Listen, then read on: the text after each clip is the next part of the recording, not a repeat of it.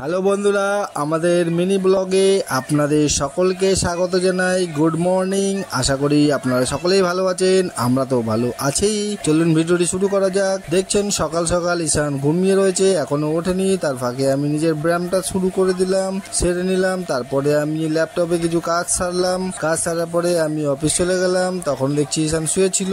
তারপরে ঈশান উঠে নিজের স্কুলের হোমওয়ার্ক কমপ্লিট করলো। একবার টেবিলের উপরে বসে, একবার চেয়ারের উপরে বসে, কোথায় বসে নিজে ঠিক থাকে না। তারপরে ঈশানের মা রান্না করলো। দেখছেন মাছ আছে, তেলাপিয়া মাছ, মোরলা মাছ, তেলাপিয়া মাছ দিয়ে কুমড়ো দিয়ে আর পুঁইশাক দিয়ে হয়েছিল।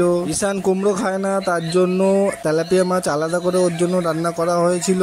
আমি ডিউটি থেকে ফিরতে সোজা চলে গেলাম বাইরে ঈশানকে নিয়ে। ঈশান বললো পুরী থেকে আসার পরে একদিনও বাইরে যায়নি, তার জন্য বাইরে গেলাম। সেখানে গিয়ে ঈশানের জন্য দই কিনে দিলাম। ঈশান দই খাচ্ছিল। সেখান থেকে সোজা চলে গেলাম আমার বাইকের মোবিল চেঞ্জ করার জন্য। মোবিল চেঞ্জ করলাম। মোবিলের এর কালারটা দেখার জন্য ঈশান লাফাচ্ছিল। কালারটা ছিল ইয়েলো। তারপরে ওখান থেকে চলে গেলাম আমার গাড়ির ব্যাটারি চেঞ্জ করতে। গাড়ির ব্যাটারি কেনার জন্য ব্যাটারি শোরুমে গেলাম। আমি ভেতরে ঢুকেছিলাম, ঈশান ভেতরে যাওয়ার জন্য কাঁদছিল। তারপরে আবার ওকে নিয়ে গেলাম, তারপরে ও খুশি হয়ে গেল।